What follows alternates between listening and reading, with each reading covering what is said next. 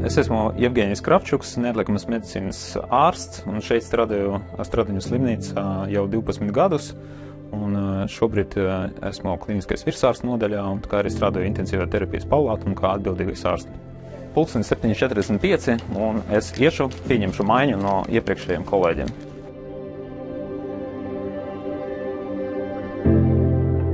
Man šis darbs ļoti patīk, vispār visu, kas saistīts ar akūtu un neatliekamu medicīnu. Tā nozara, kur es varu piepildīt arī to savu aicinājumu, palīdzēt cilvēkiem tieši tajos grūtajos brīžos, kad ir nepieciešama tieši mediķu klātbūtne.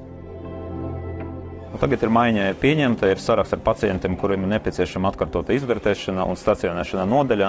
Saraksts diezgan plašs, 30 pacienti, kas gaida vietu slimnīcā, un tāpēc mums diennakts laikā būtu ar viņiem jāstrādā un jāsaprot, kura brīdī tālāk viņus pārvirzīt uz nodaļām vai arī izrakstīt mājās.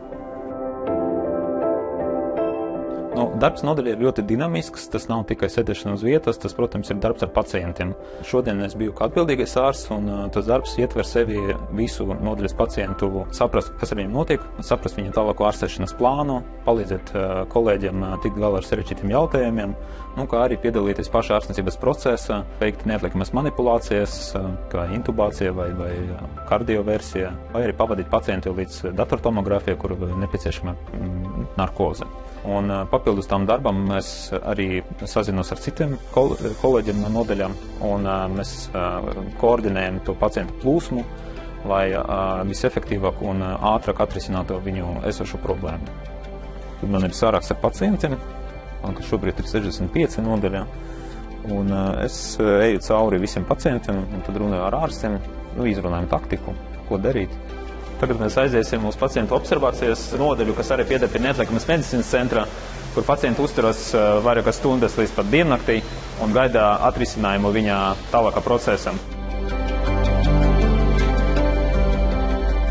Pozitīvais ir tas, ka diena sākas ar jaukiem kolēģiem, kas atbalstoši, un tas ir viens no galvenajiem labas komandas nosacījumiem, kad visi grib un vēlas strādāt un ar tādu atdevi. Un šodien tieši tā ir. Visi kolēģi ar atdevi un saprot, lai cik tā grūta situācija nebūtu, bet mēģina palīdzēt viens otram un arī pacientiem.